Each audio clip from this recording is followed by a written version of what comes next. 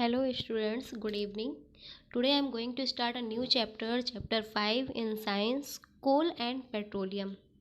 So, what is coal and petroleum? Coal and petroleum क्या है? So, they are fossil fuels.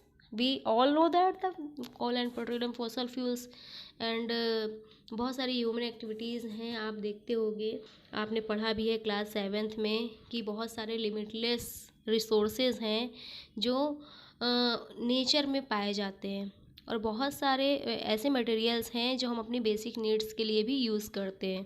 तो here is given activity 5.1 natural and man made. तो natural और man made आप इनको find out करके लिखेंगे। नेचुरल में जैसे सॉइल, वाटर, रिवर, माउंटेन्स, और मैन मेड्स हमारे आप देखते होंगे आसपास बहुत सारी डेली यूज़ की चीज़ें हैं। और जैसे आप देखते होंगे आप जिससे पढ़ रहे हो मोबाइल वही है, और बुक्स हैं, बहुत सारी चीज़ें हैं, मैन मेड थिंग्स हैं। सो ये आप इसको इस लिस्ट को फिल करना है और बताना है कौन कौन से नेचुरल रिसोर्सेज हैं। और बहुत सारी चीज़ें जो हम नेचर से प्राप्त करते हैं उन्हें लिखना है, नेचुरल रिसोर्सेज को लिखना है। अब जैसे एयर है, वाटर है, सॉइल है, can be exhausted by human activities. Human activities के थ्रू ये क्या एग्जॉस्टेड हो सकते हैं?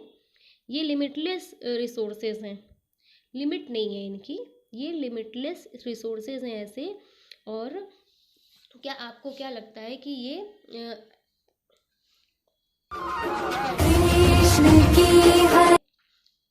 क्या ख़त्म हो सकते हैं? सो in the light of availability of various resources in nature, natural resources can be broadly classified into two kinds. Two kinds में नेचुरल रिसोर्सेज को डिफाइन किया गया है, inexhaustible natural resources and exhaustible resources. Inexhaustible natural resources क्या है? इनकी जो quantity है अनलिमिटेड है।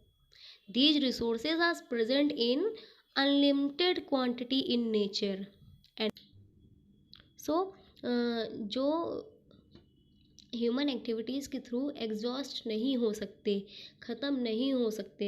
Example sunlight, air, so they are inexhaustible natural resources and the amount of other resources that limited in nature, जो nature में limit है, सिर्फ लिमिट में है और वो ह्यूमन एक्टिविटीज़ के थ्रू एग्जॉस्टेड हो सकते हैं, कैन बी एग्जॉस्टेड हो सकते हैं, that are exhaustible natural resources like as forest, wildlife. Forest की बात अगर कर ले हम, अगर हमारे घर के पास कोई नीम का पेड़ है, तो अगर नीम का पेड़ है, अगर हम उसे कट कर देंगे और वहाँ पर दूसरा नीम का ट्री हम नहीं प्लांट करेंगे तो क्या होगा? दूसरा क्या रेडी होगा? नहीं होगा ना। वाइल्ड लाइफ, मिनरल्स, कोल, पेट्रोलियम, नेचुरल गैसेस, ये सारी क्या है? इनका रिसाइकलिंग होना बहुत आवश्यक है। अगर नहीं होगा तो ये लिमिटलेस है, ये ख़त्म हो जाएंगे। अब आपने देखा होगा जैसे डायनासोर का नाम सुना है, डोडो पक्षी का नाम सुना है, तो ये क्या हो गए? एक्सटिंक्ट हो गए हैं, कहीं ना कहीं ख़त्म हो गए हैं। सो इस एक्टिविटीज़ को आप लोग रीड कर लीजिएगा। और अपना जो सेकंड टॉपिक है दैट इज कोल। कोल हमारा क्या है? फॉसिल फ्यूल है। और कोल के बारे में हम जानने से पहले ये भी जान लें कि जो भी नेचुरल रिसोर्सेज हैं, अगर जो भी eatable container represent the total availability of an exhaustible resources like coal, petroleum, natural gas, ये सारी चीज़ें क्या है? टोटल अवेलेबिलिटी जो इनकी है एग्जॉस्टिबल है। और ईच ग्रुप में हैव डिफरेंट कंजप्शन पैटर्न, और इनका अलग अलग कंजप्शन पैटर्न है, मतलब इनकी कितनी खपत हो रही है, कब, कैसे। कोल का कंजप्शन कैसे होता है? कोल का कंजप्शन लोग कहीं कहीं कुकिंग में करते हैं, कहीं कहीं मशीन्स को चलाने में करते हैं। पेट्रोलियम क्या है? पेट्रोलियम को लोग आजकल देख रहे हो आप लोग, बाइक है, कार है, इसमें फ्यूल के रूप में यूज़ करते हैं। सो ये सारी चीज़ें हैं। तो ये जो हमारी चीज़ें हैं, नेचुरल रिसोर्सेज हैं, अगर इनका हम ज़्यादा से ज़्यादा यूज़ करेंगे तो वन टाइम ऐसा आएगा, ये जो हमारे आने वाली जनरेशन होगी उसके लिए ये बहुत कम मात्रा में बचेगा। हो सकता है कि हमारे आने वाली जनरेशन है वो इन सब चीज़ों का लुफ्त ही ना उठा पाए, वो इन सब चीज़ों को कायदे से देख ही ना पाए, यूज़ ही ना कर पाए। So in this chapter we will learn about some exhaustible natural resources. इस चैप्टर में हम कुछ एग्जॉस्टिबल नेचुरल रिसोर्सेज के बारे में पढ़ेंगे, like coal, petroleum, natural gas. These were formed from the dead remains of living organism. हम पहले भी पढ़ चुके हैं फॉसिल फ्यूल्स क्या होता है। ये डेड लिविंग ऑर्गेनिज्म जो होते हैं उनके रिमेन्स से बनते हैं।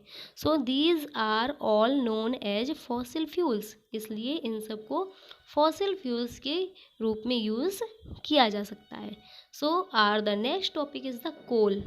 कोल हमारा क्या है, कोल फॉसिल फ्यूल में आता है और ये क्या है, इनएग्जॉस्टिबल नेचुरल रिसोर्स है। एग्जॉस्टिबल रिसोर्स है कोल, क्या है, अगर कोल एक बार हम जला लेते हैं तो क्या दोबारा उससे कोयला बनाया जा सकता है, नहीं बनाया जा सकता, वो तो राख हो गई, ऐश हो गई, वो तो फिनिश हो गया। अब उसके बाद हम उसको यूज़ नहीं कर सकते एज अ कोल के फॉर्म में। And you may have seen coal और heard about coal. It is as hard as stone as black in colour.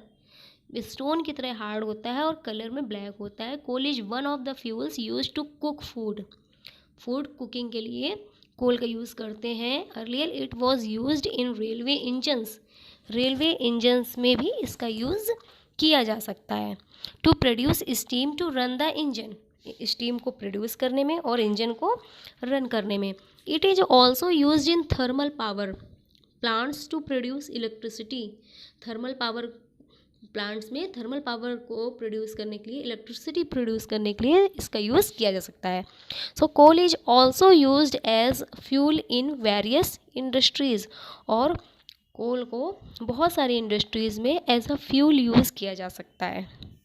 अब हम जानते हैं कि ये जो कोल है वो प्राप्त कहाँ से होता है। So about 300 million years ago the earth had dense forest in low lying wetland areas.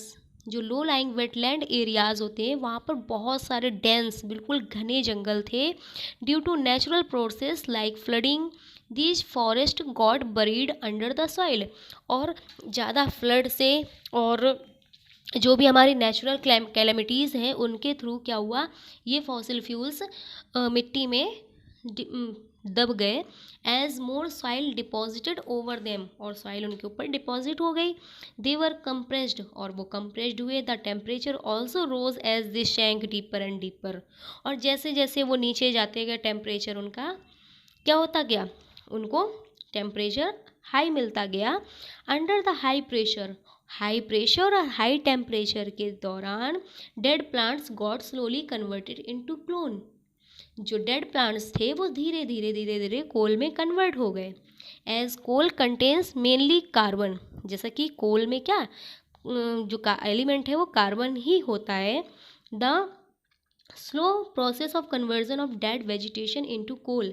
ये जो डेड वेजिटेशन है, जो dead remains of the vegetables, leaves, plants leaves and the living organism का जो डेड रिमेन्स होता है, उनका जो धीरे धीरे जो प्रोसेस होता है कोल में कन्वर्ट होने का, that is called the carbonization. उसे कार्बनाइजेशन कहते हैं, यानी कार्बनीकरण कहते हैं।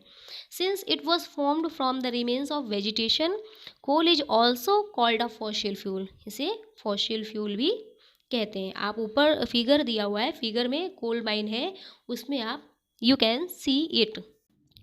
And when heated in air, और जब एयर में इसे हीट किया जाता है, coal burns and produce mainly carbon dioxide gas. तो कोल क्या करता है, जलता है और कार्बन डाइऑक्साइड गैस प्रोड्यूस करता है।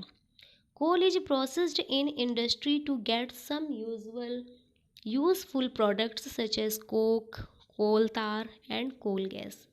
कोक, कोल तार और कोल गैस में भी इसको कन्वर्ट किया जाता है। कोक क्या है, coke is a tough, porous and black substance. ये टफ, पोरस और ब्लैक सब्सटेंस है। It is almost pure form of carbon, ये कार्बन का लगभग प्योर फॉर्म है। Coke is used in the manufacturing of steel and in the extraction of many metals, और बहुत सारे मेटल्स हैं उनके एक्सट्रैक्शन में भी इसका यूज़ किया जाता है। सेकंड है कोल तार। कोल तार क्या है? It is a black thick liquid with unpleasant smell, smell इसकी बहुत ख़राब होती है। And it is a mixture of 200 substances, 200 से अधिक सब्सटेंसेस का मिक्सचर है। Product obtain from coal tar are used as starting material from manufacturing various substances used in everyday life and in industry. हमारी एवरीडे की life और जो industries में उनकी कुछ मटेरियल्स बनते हैं उनकी मैन्युफैक्चरिंग में इसका यूज़ करते हैं। लाइक सिंथेटिक डाइज, जो डाई देखी होगी आपने, drugs, explosive, perfume, plastic, paint, photographic material, roofing material, इन सब में यूज़ करते हैं। Interestingly naphthalene balls use to repel moth and other insect are also obtain from coal tar. Coal तार से जो हमको कोल तार से नेप्थिलीन बॉल्स बनाई जाती हैं, वो मोथ्स और दूसरे इंसेक्ट को, कपड़ों में जो कीड़े लग जाते हैं उनको दूर रखने में यूज़ करता है। एंड पेट्रोलियम जो है वो आज पेट्रोलियम प्रोडक्ट जो है कोल तार के रूप में, जो आप रोड्स में देखते हो, रोड में जो ब्लैक ब्लैक डामर जैसा होता है उसको बोलते हैं, आजकल उसमें भी यूज़ किया जा रहा है। And the last one coal gas. Coal gas के बारे में हम बाद में पढ़ेंगे, तब तक आप इतना देखें और अच्छे से इसे सुने। जो भी डाउट्स हो आप मुझसे पूछ सकते हैं।